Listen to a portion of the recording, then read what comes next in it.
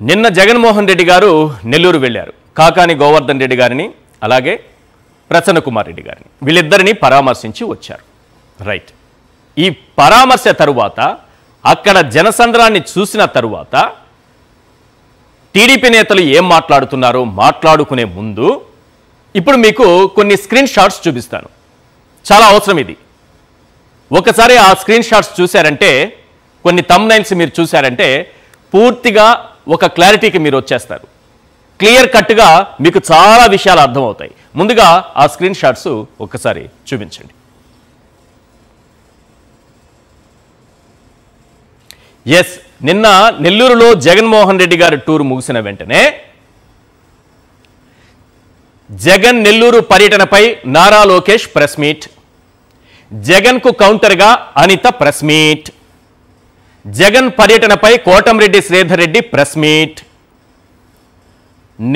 జగన్ నెల్లూరు పర్యటనపై Vemireddy Prashanth Reddy press meet, Jagan Nellore పర్యటనపై Somireddy Chandramohan Reddy press meet. చూశారుగా ఎంతమంది పచ్చ నేతలు పొలోమంటూ వచ్చి ఒక్కసారిగా ప్రెస్ మీట్లు పెట్టారు. ఎందుకు అంత అవసరం వచ్చింది?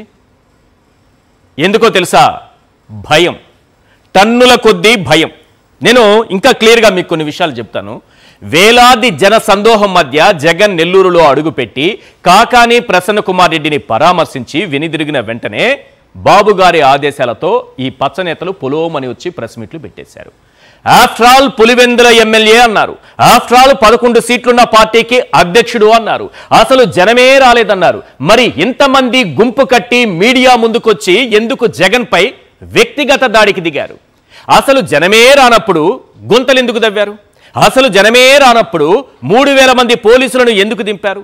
అసలు జనమే రానప్పుడు తండ్రి కొడుకులు ఎందుకు మానిటరింగ్ చేశారు?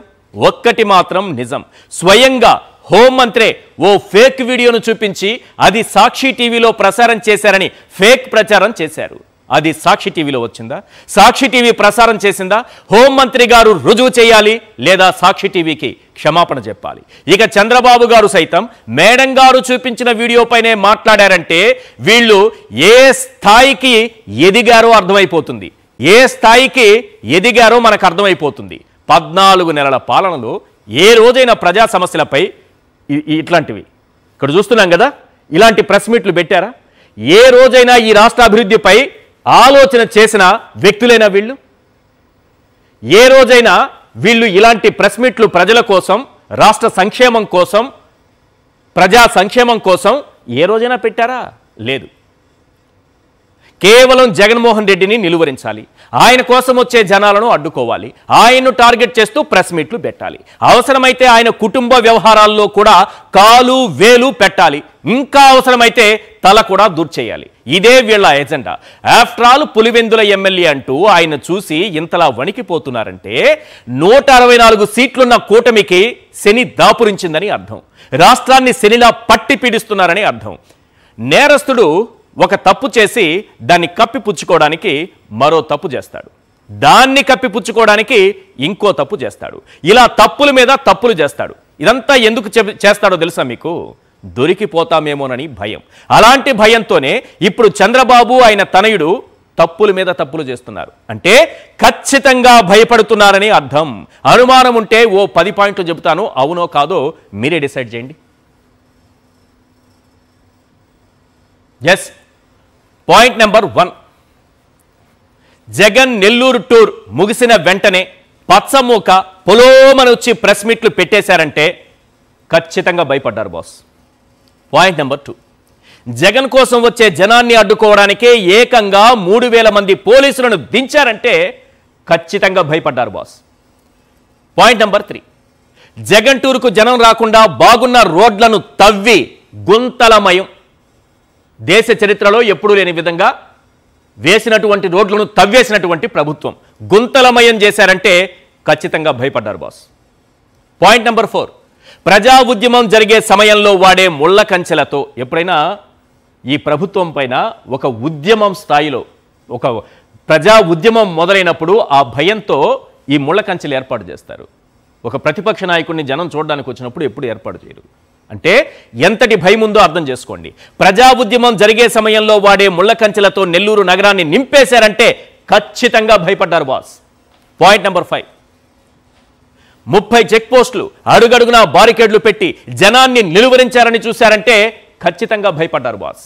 పాయింట్ నెంబర్ 6, జనం రాలేదంటూ ఫేక్ వీడియోలు చూపించి హోంమంత్రి అనిత కూడా ఫేక్ ప్రచారం చేశారంటే ఖచ్చితంగా భయపడ్డారు బాస్.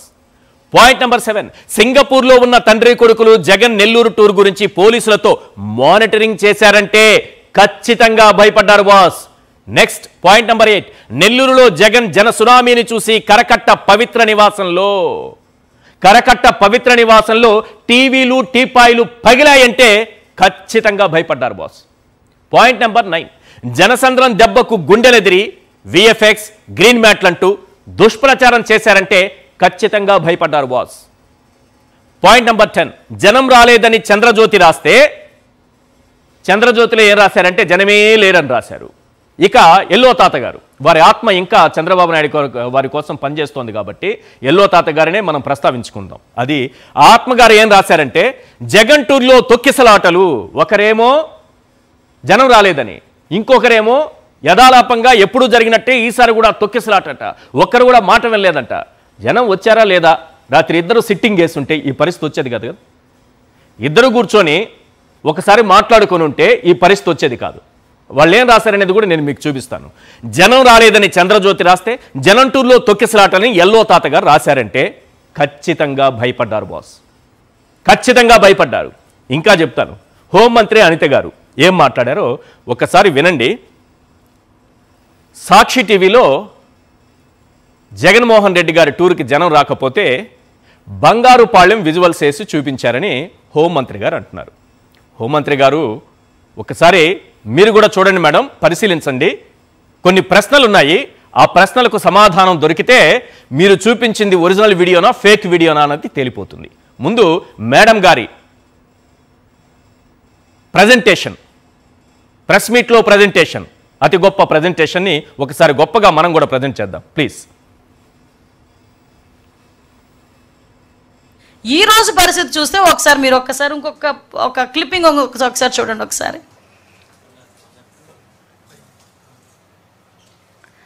ఒకసారి అది చూడండి. ఒకసారి అది live YSRCP chief YS Jaganmohan Reddy Nellore tour.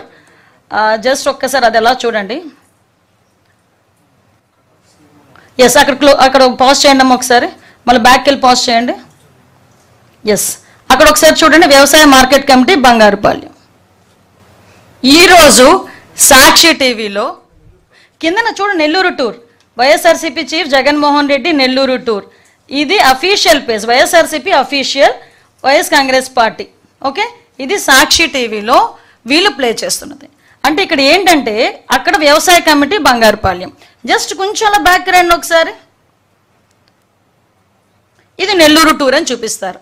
అంటే జనాలు లేక జనాలను చూపించుకోవటానికి, ఒక మభ్య పెట్టడానికి, అవాస్తవాలను వాస్తవంగా చిత్రీకరించడానికి, లేనిది ఉన్నట్లు చిత్రీకరించడానికి సాక్షి టీవీ ఇంత దిగజారుడుతనానికి దిగజారుతుందా? దిగజారుడుతనం ఎవరిది, సాక్షి టీవీదా మరెవరిదనేది ఒకసారి క్లియర్గా మాట్లాడుకుందాం మనం.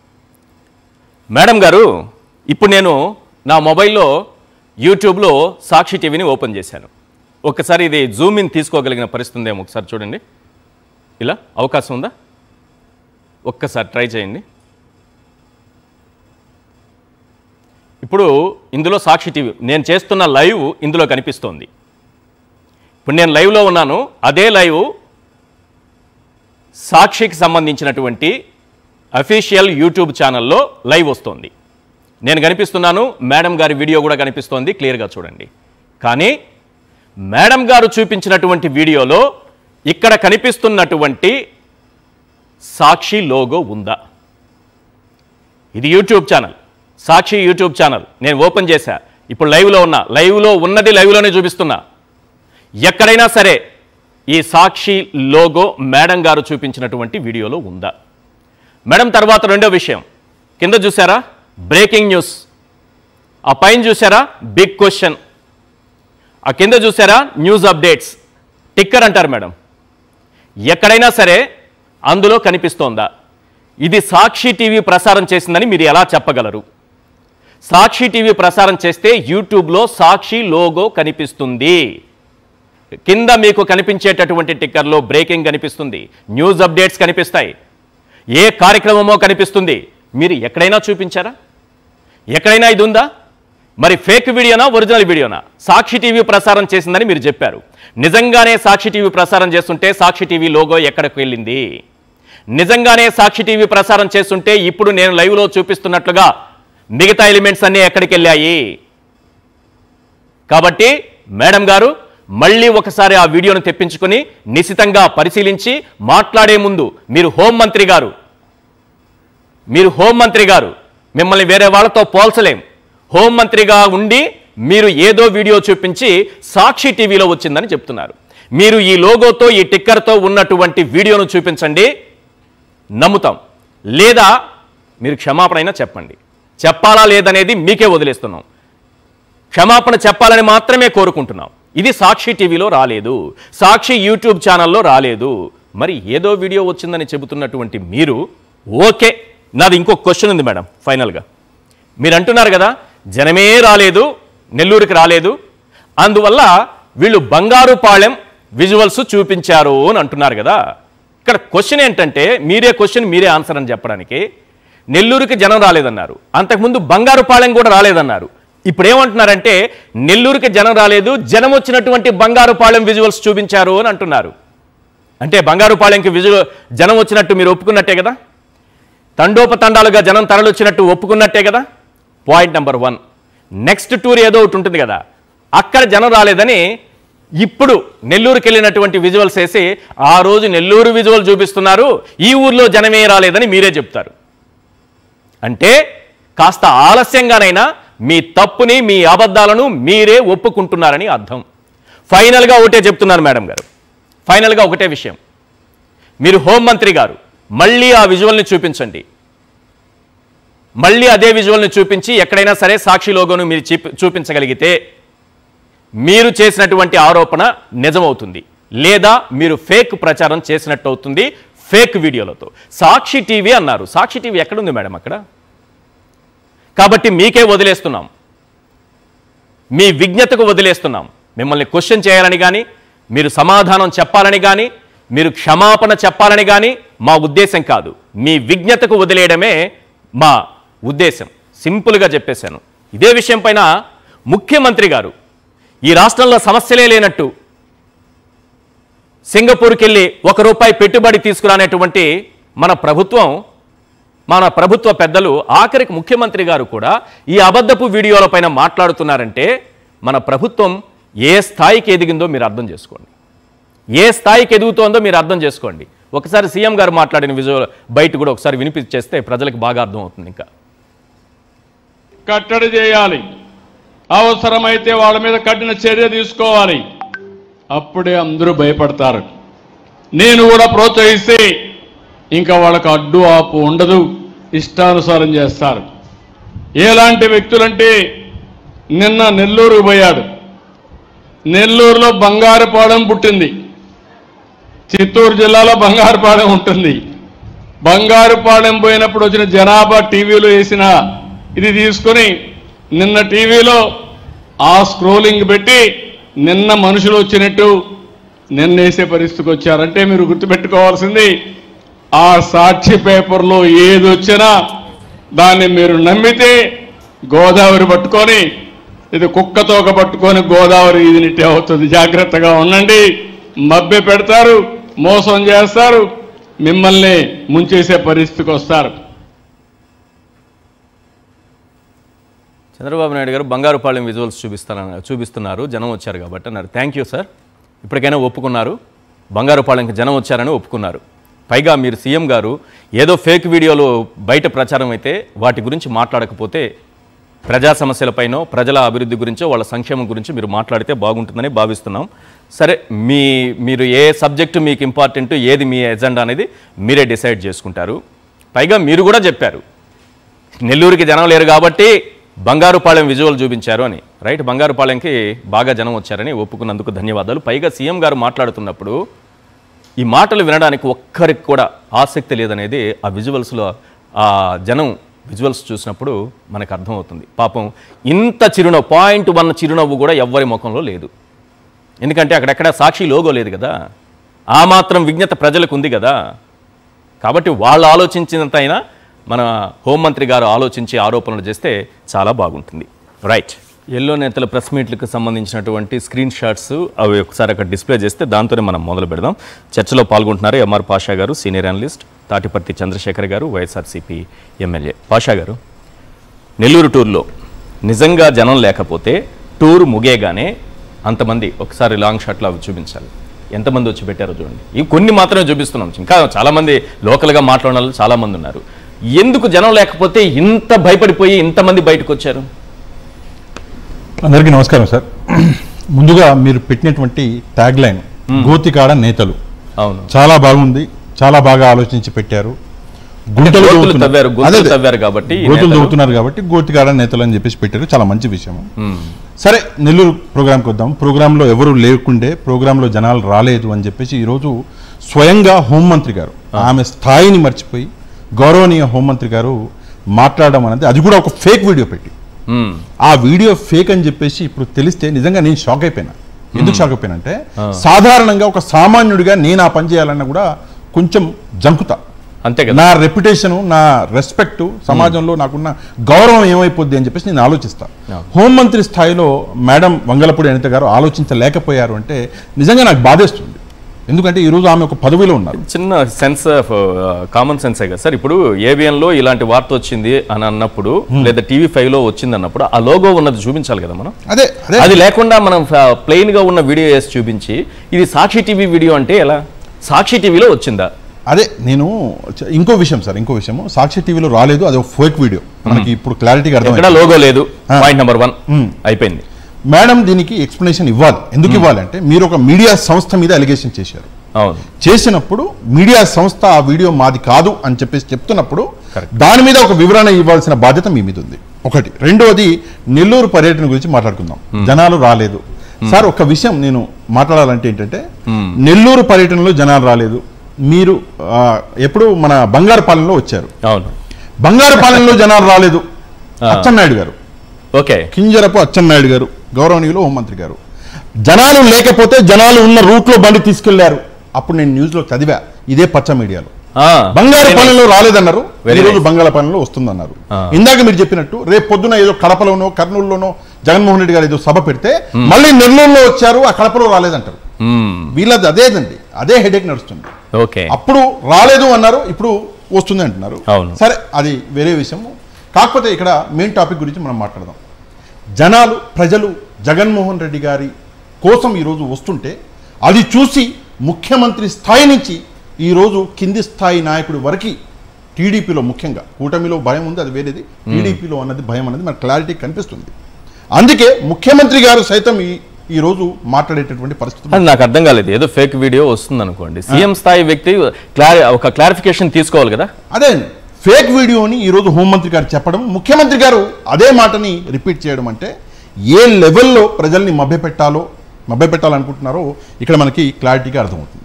రెండో విషయం, ఇందాక మీరు చూపించారు సోమిరెడ్డి గారు, దాని తర్వాత ప్రశాంత్ రెడ్డి గారు, కోటమిరెడ్డి గారు, చాలా మంది చాలా మాట్లాడారు. ఒకవేళ జనాలు రాకపోతే ఎందుకండి ఇన్ని ప్రెస్ మీట్లు పెడుతున్నారు? ఎందుకండి మీకు ఇంత భయము? ఎందుకని భయపెడుతున్నారు? దయచేసి సమాధానం చెప్పాలి. ఇంకోటి, నేను ఒక ఫోటో అన్నది చూశాను సార్, మరి అది నిజమా కాదా అన్నది నాకు క్లారిటీ లేదు.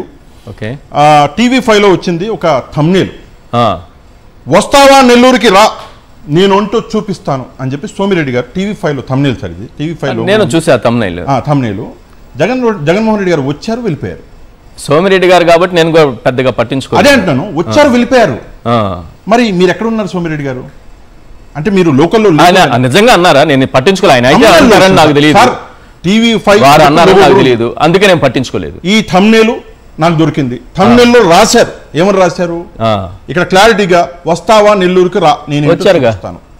ఆయన వచ్చారు, సక్సెస్ఫుల్ గా ప్రోగ్రామ్ చేసుకున్నారు, వేలాది మంది తరలి వచ్చారు, అభిమానులను కలిశారు, ఆయన ఏం పని చేయాలనుకున్నారు చేశారు, వెళ్ళిపోయారు. సోమిరెడ్డి గారు మాత్రం నెల్లూరులో లేరనుకుంటా అవైలబుల్. అంటే జగన్మోహన్ రెడ్డి గారు వస్తున్నారని మరి ఇక్కడ పారిపోయారు వస్తారా అన్నారు కదా, మరి అది క్లారిటీ రావాలి. ఉన్నారా లేరా, ఉన్నారో లేదా అంటే ఇండియాలో ఉన్నారా రాష్ట్రంలో ఉన్నారా లేదా అనేది తెలవాలి మనకి. అందుకే రాలేకపోయానేమో, అది వేరే సంగతి. భయం గురించి మనం మాట్లాడుతున్నాం సార్. ఎంతలా భయం పుట్టుకొచ్చింది అంటే ప్రజలలో జగన్మోహన్ రెడ్డి గారికి ఉన్నటువంటి అభిమానము 3 రెట్లు పెరిగింది. ఎట్లా పెరిగింది? ఒకటి, జగన్మోహన్ రెడ్డి గారి మీద ఉన్నటువంటి ప్రేమ.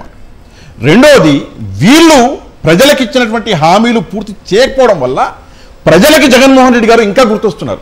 ఓకే, ఇంకా ప్రేమ పెరిగిపోతుంది. జగన్మోహన్ రెడ్డి గారి హయాంలో ఫలానా హామీ మా చేతికి ఇంత వచ్చేది, ఫలానా హామీ మా చేతికి ఇంత వచ్చింది అని చెప్పేసి జగన్మోహన్ రెడ్డి గారిని తలుచుకుంటున్నారు రోజు. ఓకే, ఈ రోజు మనం చూసినాము విద్యార్థులకి అమ్మ ఒడి దగ్గర నుంచి మొదలుకొని ఈ రోజు రైతు భరోసా వరకు ప్రతి చోట మోసం, దగ. కేవలము కోతల రాయుడు అని చెప్పేసి మనం వర్డ్ వాడతామండి. కోతల రాయుడు చిరంజీవి సినిమాది టైటిల్. ఏ సినిమానో కాదో మనకు తెలియదు, జనరల్ గా మనం వాడతాం కోతల రాయుడు అంటే ఎక్కువగా మాట్లాడి తక్కువగా పనిచేసేవాడిని అంటాం. అదే కదా. అవును, ఇక్కడ ప్రస్తుతం కూడా ఎలా నడుస్తుంది? కోతల రాయుళ్ళు తయారయ్యారు. మాట్లాడము, ఏది నోటికొస్తే ఆ హామీలు ఇచ్చేయడము, చేసే సమయం వచ్చేసరికి జారుకోవడం మెల్లగా. ఈ రోజు రైతు భరోసా నాకు నవ్వొస్తుంది సార్. ఓకే, నవ్వొస్తుంది.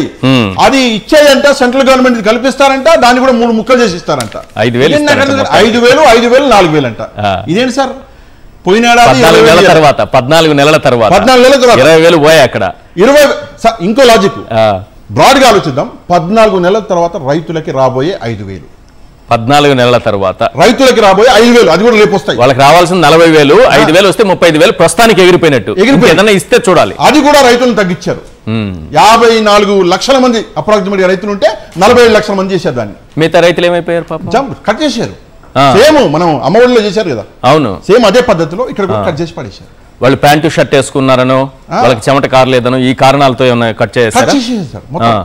ఈ రోజు పరిస్థితులు ఎట్టున్నాయంటే జగన్మోహన్ రెడ్డి బైక్ మీద తిరిగితే రైతు కాదు, చెమట కారకపోతే రైతు కాదు, వీళ్ళకి పంచెలు కట్టుకుంటేనే రైతులు, చిరిగిపోయిన లుంగిలు కట్టుకుంటేనే రైతులు. ఆ కేటగిరీలు ఏమైనా తీసారా నాకు తెలియదు. మరి అదే కేటగిరీలో తీశారు.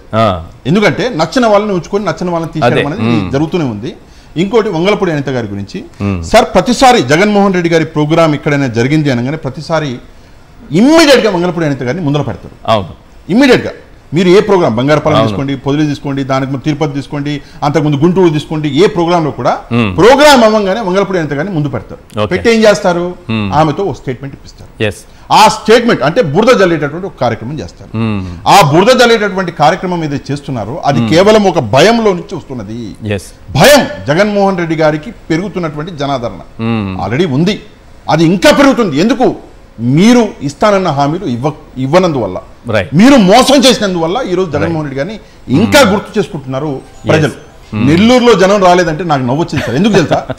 సాక్షి టీవీని పక్కన పెట్టేద్దాం, మీడియాని పక్కన పెట్టేద్దాం, సామాన్య నెల్లూరు ప్రజలు వీడియోలు తీసి నాకు పెట్టారండి. అదే వీడియోలు తీసి పెట్టారు.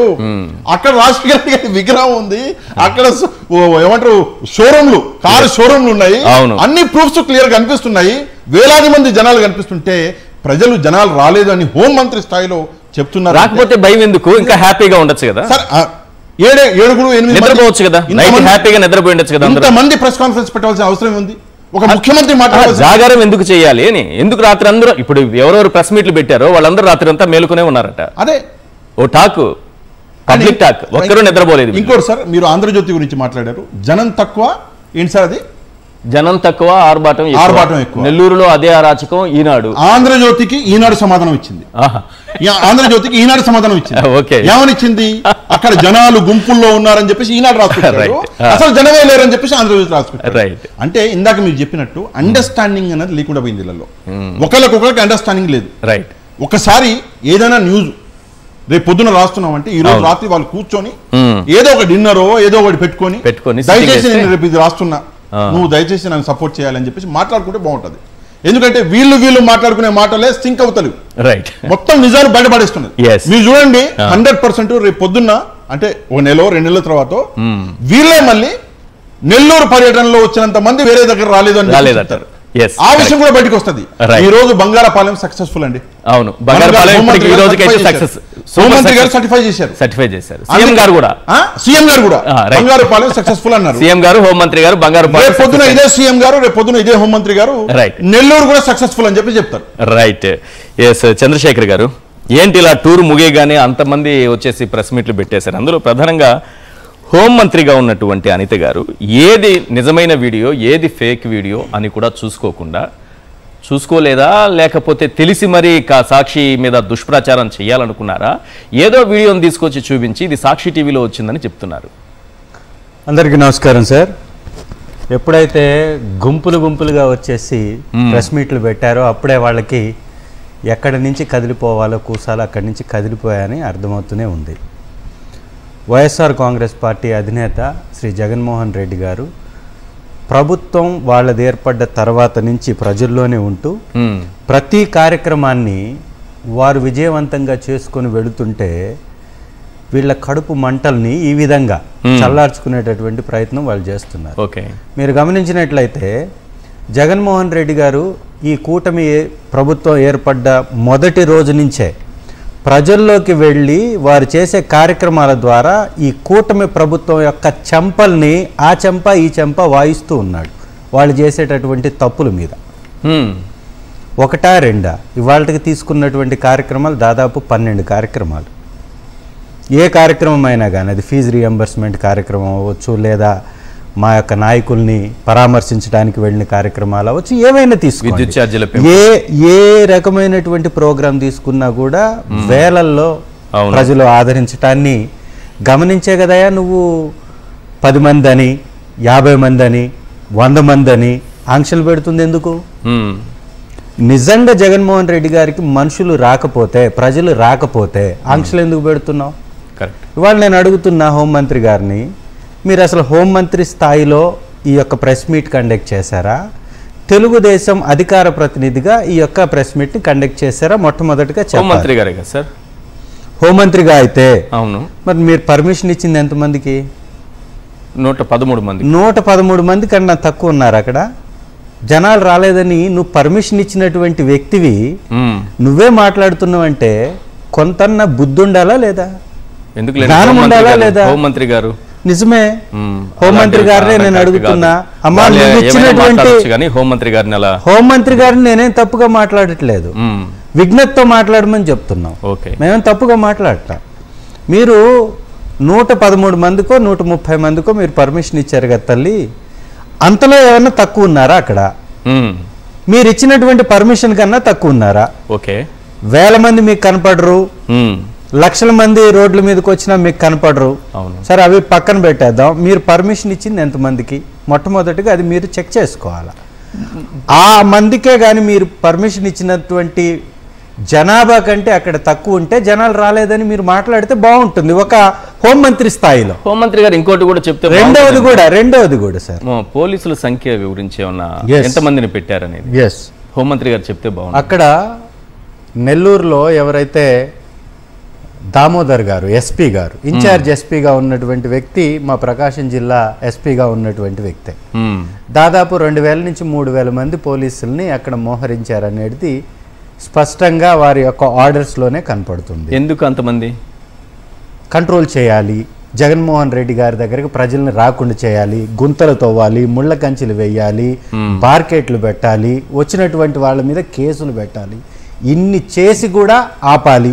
అదే వారి ప్రయత్నం. మరి జనం రానప్పుడు అంతమంది ఎందుకు అంటున్నాను, నా క్వశ్చన్ అది. జనం వస్తారు కాబట్టే పెట్టారు. జనం వారి యొక్క ప్రశ్నలోనే, వారి యొక్క భయంలోనే, వారు ఇచ్చేటటువంటి పర్మిషన్లోనే జగన్మోహన్ రెడ్డి గారి స్థాయి ఏంటో వారే చెప్తుంటారు. జగన్మోహన్ రెడ్డి గారికి వచ్చేటటువంటి ఆ జనబలాన్ని అడ్డుకోవడానికే కదా ఇన్ని బార్కెట్లు పెట్టినా, ఇంతమంది పోలీసులను మోకరించినా, ఇంతమంది ఇన్ని రోడ్లని గుంతలుగా తవ్వేసినా, ఇంతమంది రోడ్ల మీదకి వచ్చి జనాలు ఎగబడుతుంది కనపడుతుంటేనే కదా మీరు ఇవన్నీ ఆంక్షలు పెడుతుంది. ఇవాళ మీకెందుకు అంటున్నా, ఒక హోంమంత్రిగా మీరు చూడాల్సినటువంటి శాఖ ఏంటి? సెక్యూరిటీ కరెక్ట్ గా పనిచేసిందా లేదా, ఏమన్నా అవాంఛనీయ సంఘటనలు జరిగాయా లేదా, సేఫ్ గా మాజీ ముఖ్యమంత్రి గారి యొక్క పర్యటన ముగిసిందా లేదా, దాని మీద కదా మీ ప్రెస్ మీట్ ఉండాలి. జనాలు రాలేదు అని వచ్చిన జనాల మీద అబద్ధం చెప్పాల్సినటువంటి అవసరం మీకేంటి? రెండవది, సాక్షిలో వచ్చినటువంటి క్లిప్పింగ్ నే వెయ్యాలని మీకెందుకు అనిపించింది? మీకంటూ ఒక నిఘా వ్యవస్థ లేదా? మీకంటూ ఛానల్స్ లేవా? మీకంటూ మీ సంస్థకంటూ ఒక వ్యవస్థ ఉంది కదా. ఎంతమంది వచ్చారు మీకు తెలుసు కదా. నిజంగా రాకపోతే మీ దగ్గర ఉన్నటువంటి వీడియోలను ప్లే చేయొచ్చు కదా. సాక్షి ఆ యొక్క అంబులం లేనటువంటి వీడియోని మీరు ప్లే చేస్తున్నారంటే మీరే క్రియేట్ చేసి ప్లే చేస్తున్నారని అర్థం కదా. మేడం గారు తెలియక చేశారా, ఇలాంటివి క్రియేట్ చేసి ప్రచారం చేద్దామని టీడీపీ ఆలోచనలో భాగంగా ఇది ప్లే చేశారా ఏంటి? మేడం గారికి ఆ పదవి ఎలా వచ్చిందో వారు మర్చిపోయి పాపం ఆ పదవి వచ్చిందనేటటువంటి ఆతృతతోటి మాట్లాడుతూ ఉంటారు ఆవిడ. వైఎస్ జగన్మోహన్ రెడ్డి గారు ఒక మహిళకి, దళిత మహిళకి మొట్టమొదటిసారి ఈ రాష్ట్రంలో హోంశాఖని కట్టబెడితే కొనసాగింపుగా వారికి ఆ పదవి వచ్చింది. మా సోదరి అది గమనించాలి ముందు. ఈ సోదరి తెలుగుదేశం పార్టీ జపం చేయడం మానివేసి వాస్తవాలలో ఉండాలి. ఇవాళ రాష్ట్రంలో జరుగుతున్నటువంటి సంఘటనల మీద కానీ, మహిళల మీద జరుగుతున్నటువంటి అత్యాచారాల మీద కానీ, నేరాల మీద కానీ, ఘోరాల మీద కానీ, అన్యాయాల మీద కానీ ఒక్క మాట మాట్లాడినటువంటి హోంమంత్రి గారు మొట్టమొదటగా తెలుసుకోవాల్సింది ఏంటంటే వైఎస్ఆర్ కాంగ్రెస్ పార్టీ అధ్యక్షుడైనటువంటి శ్రీ జగన్మోహన్ రెడ్డి గారి బాటలో మీ ప్రభుత్వం నడుస్తుంది మొట్టమొదటిగా గమనించాలి. ఇవాళ హోంమంత్రిగా ఉన్నటువంటి అనితమ్మ గారు కానీ, ఈ రోజు జమ్మల మడుక్కి వెళ్లేసి హడావుడి చేసినటువంటి ముఖ్యమంత్రి గారు కానీ, ముఖ్యమంత్రి గారు 15 సంవత్సరాలు ముఖ్యమంత్రి అండి ఇప్పటికీ. అవును, చంద్రబాబు గారు ఏ రోజన్నా ఆటోలో మీరు ఫోటో చూసారా? ఏ రోజన్నా పేదవాడి ఇంటికి వెళ్ళి భోంచేయడం గమనించారా? ఏ రోజన్నా ఒక స్కూల్ దగ్గరికి లేదా ఒక కాలేజ్ దగ్గరికి వెళ్ళి విద్యార్థుల యొక్క బాగోగుల గురించి తెలుసుకున్నటువంటి పరిస్థితిని చూసారా?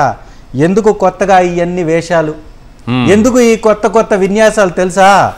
వైఎస్ జగన్మోహన్ రెడ్డి గారు చూపించినటువంటి దార్శనికత, పరిపాలన. ప్రజలకి ఈ విధమైనటువంటి పరిపాలన ఇవ్వాలని 5 సంవత్సరాల్లో శ్రీ జగన్మోహన్ రెడ్డి గారు చూపించి విద్యా వ్యవస్థల్ని, వైద్య సంస్థల్ని, అధికారుల్ని పరుగులు పెట్టించినటువంటి వైనాన్ని, లాస్ట్కి చిట్ట చివరికి ఎమ్మెల్యేలను కూడా ప్రతి ఒక్క కుటుంబ గడప ముందు నిలబెట్టినటువంటి వ్యక్తి శ్రీ జగన్మోహన్ రెడ్డి గారు. కాబట్టే ఇవాళ ఏకంగా ముఖ్యమంత్రి గారే పరుగులు పెట్టుకుంటూ జమ్మల మడుగు వెళ్ళారు. జమ్మల మడుగులో ఒక సభ చేశారు. ఆ సభలో ఆదినారాయణ రెడ్డి గారు మాట్లాడుతూ కడప గురించి మాట్లాడారు. కడప గడపలో కాలు పెట్టినటువంటి చంద్రబాబు నాయుడు గారు ఆ గడపకి ఏం చేశారు చెప్పాలా లేదా? అవును, చెప్పారా? లేదు. వైఎస్ రాజశేఖర్ రెడ్డి గారి కుటుంబం కానీ రాజకీయంగా లేకపోతే ఆ కడపకి ఎలాంటి పరిస్థితి ఉండేదో ఈరోజు కడప ప్రజలకు తెలుసు. కడపలో గుక్కె నీళ్లు దాగలుగుతున్నారంటే జిఎన్ఎస్ఎస్ వలన, హెచ్ఎన్ఎస్ఎస్ వలన. ఇవాళ గండికోటకి 28 టీఎంసీల వాటర్ ఇచ్చిందే కుటుంబం అండి, శ్రీ జగన్మోహన్ రెడ్డి గారు. గండికోట రిజర్వాయర్ కట్టింది ఎవరు? వైఎస్ రాజశేఖర్ రెడ్డి గారు. గండికోట రిజర్వాయర్ కంప్లీట్ చేస్తే చిన్న చిన్న వర్కుల్ని ఫినిష్ చేయకుండా పెండింగ్ పెట్టినటువంటి చంద్రబాబు గారి ప్రభుత్వాన్ని వెళ్ళిపోయిన తర్వాత జగన్మోహన్ రెడ్డి గారు వచ్చేసి 28 టీఎంసీల వాటర్ని గండికోటలో నింపాడు. ఇవాళ గండికోటలో నీళ్లు రావడం వలన జిఎన్ఎస్ఎస్, హెచ్ఎన్ఎస్ఎస్ వాటి సమృద్ధమైనటువంటి వాటర్ తోటి రాయలసీమ అన్ని జిల్లాలకు కూడా, రాయలసీమ ప్రాంతంలో అన్ని ప్రాంతాలకు కూడా వాటర్ని సప్లై చేయగలుగుతుందంటే శ్రీ జగన్మోహన్ రెడ్డి గారు, శ్రీ వైఎస్ రాజశేఖర్ రెడ్డి గారు పుణ్యం. అది తెలుసుకోకుండా వారు ఈరోజు మాట్లాడారు. నేను చాలా స్పష్టంగా 2 విషయాలు మాట్లాడాను. రాయలసీమకి 11,000 క్యూసెక్కులు మాత్రమే పోతిరెడ్డిపాడు హెడ్ రెగ్యులేటర్ ద్వారా తీసుకునేటటువంటి సామర్థ్యం కలిగి ఉన్నప్పుడు రాజశేఖర్ రెడ్డి గారు వచ్చిన తర్వాత ఒక్కసారిగా 44,000 టీఎంసీలకు పెంచారు రాజశేఖర్ రెడ్డి గారు. దాన్ని మళ్ళీ 2 పెంచుతూ జగన్మోహన్ రెడ్డి గారు 88,000 టీఎంసీలకు తీసుకెళ్లారు. ఇవాళ ఒక్క రోజు 2 టీఎంసీలు తీసుకెళ్లే సామర్థ్యాన్ని ఆ కాలువలను పెంచింది ఎవరై అంటే శ్రీ జగన్మోహన్ రెడ్డి గారు.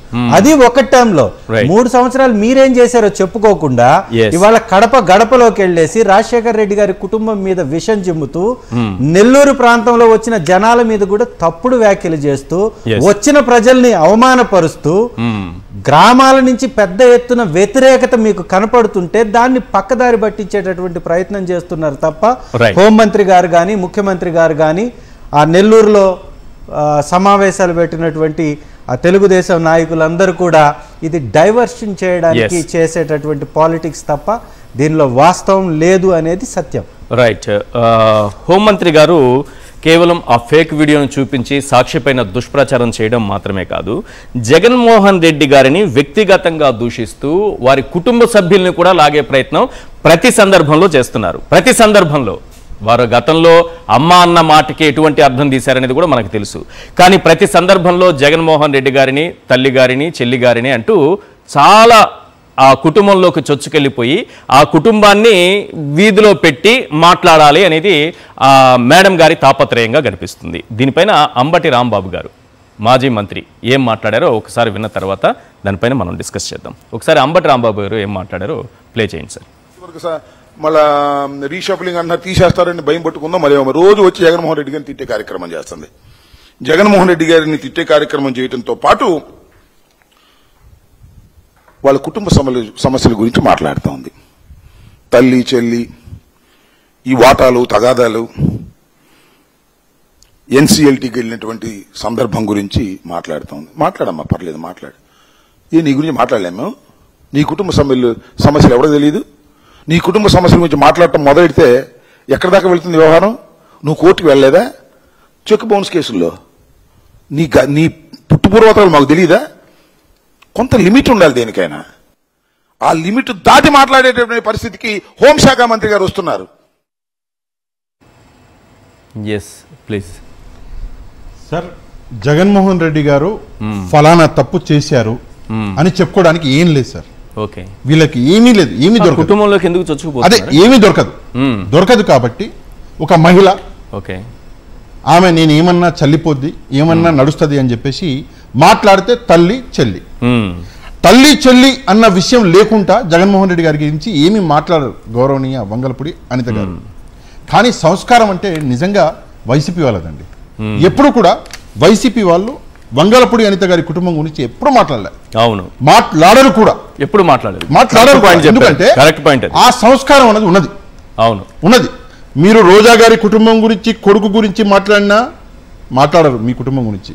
మీరు వేరే మహిళా నాయకురాళ్ళ కుటుంబం గురించి మాట్లాడినా, విడుదల రజనీ గారి గురించి మాట్లాడినా, మీ కుటుంబం గురించి, వంగలపూడి అనిత గారి కుటుంబం గురించి మాట్లాడరు. ఎందుకంటే సంస్కారం ఉంది నాయకులకి, వైసీపీ నాయకులకి.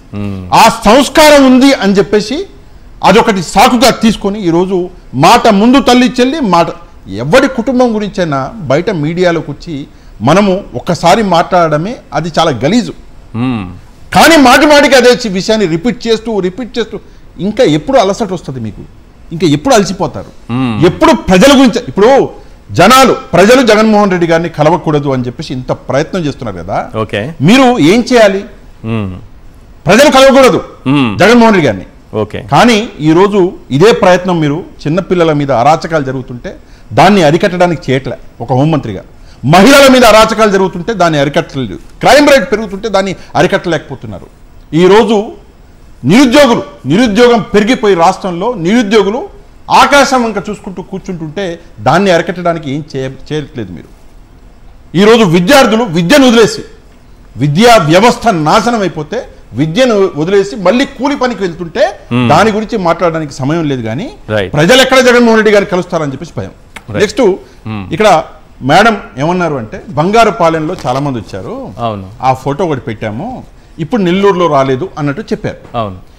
ఆంధ్రజ్యోతి 10వ తారీఖు న్యూస్ పేపర్ అండి. ఆంధ్రజ్యోతిది ఇప్పుడు 10వ తారీఖు అంటే జూలై 10వ బంగారుపాలెం 9వ తారీఖు వెళ్ళారు. 9వ తారీఖు వెళ్ళారు. 10వ తారీఖు న్యూస్ పేపర్. ఇందులో ఫోటో వేశారు. ఈ ఫోటో ఒక్కసారి చూడండి సార్. కారు పక్కన ఒక 10-15 మంది ఉన్నారు. దాని కింద ఏం రాశారంటే జనాలు లేరు. అవును, ఆంధ్రజ్యోతి అని రాశారు. అంటే ఆంధ్రజ్యోతి ప్రకారము జనాలు లేరు ఎక్కడ? బంగారుపాలెంలో. మేడం ఏమో ఈ రోజు ఉన్నారని చెప్పేసి నిజం ఒప్పుకుంది. వాళ్ళే ప్రశ్న సార్. అక్కడే పట్టుబడుతున్నారు. పవన్ కళ్యాణ్ గారి టాలెంట్ ఇది. ఆయన ఈ రోజు ఒక అబద్ధం చెప్పి నెల రోజుల్లో మళ్ళీ పట్టుబడతాడు. అదే సంగతి మరి మేడం కూడా, మరి అది వచ్చిందో ఏమో తెలియదు మనకి. అదే సంగతి ఈ రోజు నడుస్తుంది. హోంమంత్రి స్థాయిలో మీరు ఏం మాట్లాడాలి? ప్రజలకి మంచి చేయడం గురించి. ఈ రోజు ఒక సంభాషణ మేడంది విన్నాను నేను ట్విట్టర్లో. ప్రజా సంక్షేమం గురించి ఆలోచించడానికే మాకు సమయం లేదు అంటున్నారు. మరి ఇన్ని ప్రెస్ మీట్లు ఎట్లా పెడుతున్నారు మీరు? నాకు అర్థం కావట్లేదు. అరే, నేను ఒక సాధారణ పౌరుణ్ణి, నేను ఒక జర్నలిస్ట్ని, నేను ఒక యూట్యూబర్ని, నాకే గోకోనికి టైం ఉండదు. మీరు హోంమంత్రి, మీ వెనకాల పెద్ద డిపార్ట్మెంటే, ఇన్ని ప్రెస్ మీట్లు ఎట్లా పెడుతున్నారు? సరే, మేడం గురించి పక్కన పెడదాం. మన గౌరవనీయ ముఖ్యమంత్రి గారు, గౌరవనీయ ముఖ్యమంత్రి గారు ఒక్క రోజులో 4 సార్లు ప్రజల్ని సంబోధించిన ముఖ్యమంత్రి రాష్ట్రంలో మొన్ననే గిన్నిస్ బుక్ లో మరి పంపారో లేదో తెలియదు. ఎక్కువ 4 సార్లు ఆయన సంబోధించినట్ట. Yes. మరి ఆయన పని ఎవరు చేస్తారు? ప్రజలు సంబోధించుకుంటూనే కూర్చుంటే మొత్తం ఇందాక నేను చెప్పిన కదా సార్, Yes. కోతల రాయిళ్ళు, కోతలే ఒక్కొక్క వస్తుంది వచ్చేసింది మీ ఇంటికి వచ్చేసింది అని. కోతలంటే మాటలు, ఇంకొకటి కూడా ఉంది అర్థం, కోతలని లబ్ధిదారుల కోత, అది కూడా చేస్తున్నారు కదా. లబ్ధిదారుల కోత, వాళ్ళకు వచ్చేటటువంటి బెనిఫిట్స్ లో కోతలు. బెనిఫిట్స్ తో కాదు. ఎట్లా సార్ అంటే, ఒక చిన్న మాట, నేను దశల వారీగా మీకు రైతు బంధు ఇస్తాను అని మీరు ఒకవేళ ఎలక్షన్స్ కి ముందు చెప్పుంటే నేను ఈ ప్రశ్న అడిగేవాడి కాదు. అవును. ఒకవేళ ఎలక్షన్స్ కి ముందు మీరు లేదండి నేను సెంట్రల్ గవర్నమెంట్ డబ్బులు కట్ చేసుకొని ఇస్తాను అంటే నేను ఈ మాట చెప్పాను. జగన్మోహన్ రెడ్డి గారు అలా ఇస్తున్నారు, నేను అలా ఇవ్వనని చెప్పారు. నేను చెప్పుకోవాలి సార్ ఈ మాట. నేను ఒక ప్రశ్న అడిగాను చంద్రబాబు నాయుడు, అడిగితే నా క్యారెక్టర్ని అసాసినేట్ చేస్తూ ట్విట్టర్లో పెట్టుకున్నారు వీళ్ళు. నేను అడిగిన ప్రశ్న ఏంటి, బీసీ విద్యార్థులకి సారీ ఎస్సీ విద్యార్థులకి సెంట్రల్ గవర్నమెంట్ ఇచ్చేటటువంటి డబ్బు ఏదైతుందో దాన్ని తల్లికి వందనంలో మీరు ఎట్లా కట్ చేసుకుంటారు? తల్లికి వందనం అనేది మీరు ఇవ్వాలి, మొత్తం ఇవ్వాలి. మీరు ₹1 కట్ చేసుకోను అని చెప్పేసి చెప్పారు కదా. తల్లికి వందనం మొత్తం 3 ఇవ్వండి, 13,000 ఇవ్వండి. వాళ్ళు ఇచ్చేటటువంటి 3,500 లేదా 7,000 సపరేట్ గా వస్తుంది ఎస్సీ విద్యార్థులకి అని చెప్పేసి నేను ఒక మంచి మాట చెప్తే నన్ను టార్గెట్ చేశారు. ఓకే, అంటే ఎంతగా టార్గెట్ చేశారు అంటే వీళ్ళ ట్విట్టర్ హ్యాండిల్లో నా వీడియోని పెట్టి అది ఫేక్ అని రాశారు కింద. వాళ్ళకి ఎస్సీ ఎస్టీల బ్రతుకుల కంటే ఇతరుల క్యారెక్టర్ ని అసాసినేషన్ చేయడమే వాళ్ళకి ముఖ్యం. మిగతా వాళ్ళు బాగుపడతారా లేదా వాళ్ళకి అవసరం లేదు. వీళ్ళు ఏదో ట్వీట్ పెట్టారో, టార్గెట్ చేసిన వాళ్ళ జీవితం నాశనం అయిపోవాలి. ఎప్పుడైతే ట్వీట్ పెట్టారో, ఎప్పుడైతే నా వీడియో పెట్టారో అది అలుచుగా తీసుకొని ఇష్టారీతిన నా గురించి రాశారు. రైట్, ఇష్టారీతిన. సార్ దయచేసి మీరు ఏమీ నేను అడగట్లేదు, మీరు ఏదో చేయకండి. మీరు ఇచ్చిన మాటే రైట్, ఎవరో కాదు, మీరు ఇచ్చిన మాట మీద నిలబడండి. ఈ రైతులకి విద్యార్థులకు గొంతులు కోయకండి, ఆడవాళ్ళ గొంతులు కోయకండి. ఎస్, ఈ కేసులు పెట్టే విషయంలో నిన్న జగన్మోహన్ రెడ్డి గారు కాకాని గోవర్ధన్ రెడ్డి గారి మీద 14 కేసులు పెట్టారని చెప్పారు. ఇటు ప్రసన్న కుమార్ రెడ్డి గారి ఇంటి మీద దాడి చేసి ఆయనపైనే కేసు పెట్టారు. నిన్న ఆయన్ని కొట్టి ఆయన గాయపరిచి మళ్ళీ ఆయనపైనే కేసు పెట్టారు. ఆయనతో ఉన్న వాళ్ళపైన కూడా కేసులు పెట్టారు. అసలు ఎందుకు కేసులు పెడుతున్నారు? ఈ విధమైనటువంటి కేసులు ఎందుకు పెట్టి వేధిస్తున్నారు? పూర్వకాలం నుంచి మనసులో ఏం పెట్టుకున్నారు అన్న దానికి సంబంధించి జగన్మోహన్ రెడ్డి గారు ఒక మాట చెప్పారు. ఆ బయట ఒక్కసారి ప్లే చేయండి. పెద్దిరెడ్డి గారి విషయంలో అలాగే చంద్రబాబు నాయుడు గారి విషయంలో ఏం జరిగిందని, నిజానికి అలాంటిది జరిగిందా, ఎందుకు ఈ కేసులు పెడుతున్నారనే దానిపైన మనం ఒక్కసారి మాట్లాడుకుందాం ప్లీజ్. ఎంపీ మిథున్ రెడ్డిని కేవలం పెద్దిరెడ్డి రామచంద్రారెడ్డి చంద్రబాబు నాయుడును ఆయన కాలేజీ టైంలో ఈయన ఇద్దరు కాలేజీలలో స్టూడెంట్గా ఉన్నప్పుడు ఇద్దరు కలిసి చదువుకున్నారని, ఆ కలిసి చదువుకున్నప్పుడు పెద్దిరెడ్డి రామచంద్రారెడ్డి చంద్రబాబు నాయుడు చెప్పుతో కొట్టాడు అని చెప్పి, అంతే. పెద్దిరెడ్డి రామచంద్రారెడ్డి చిన్నప్పుడు చేసిన ఆ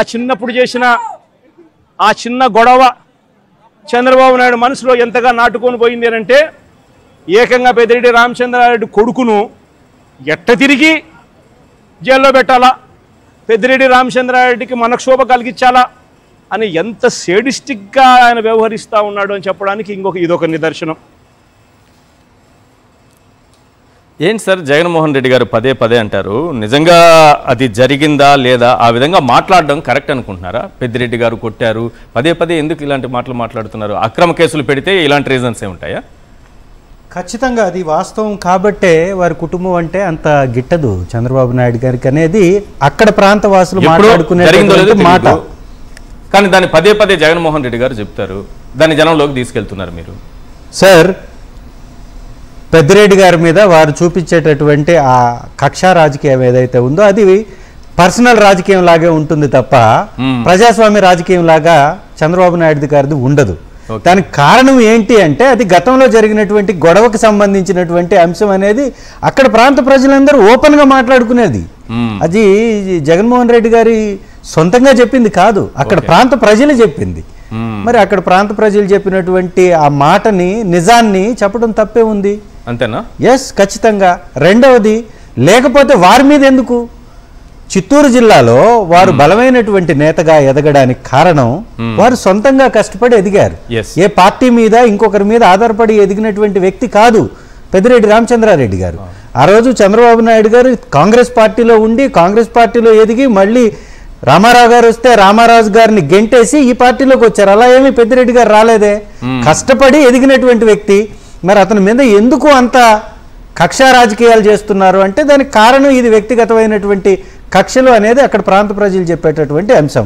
రెండవది, జగన్మోహన్ రెడ్డి గారి దగ్గరికి జనాలు రాలేదు అనేటటువంటి మాట ఎవరన్నా మాట్లాడితే ఆకాశం మీద ఉమ్మి వేయడంతో సమానమే అనేది వారికి తెలుసు.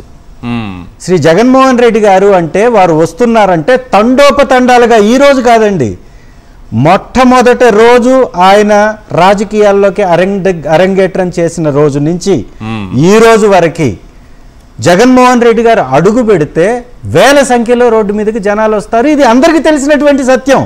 దీని మీద డిబేట్ పెట్టడం వలన వారి యొక్క స్థాయి, వారి యొక్క హుందాతనం, వారి యొక్క ప్రతిష్ట దెబ్బతింటుంది తప్ప జనాలు వచ్చారు అంటే అది కామన్ థింగ్, రాలేదు అంటే ఆశ్చర్యానికి గురై చేయాలనేది వారి యొక్క అపోహ.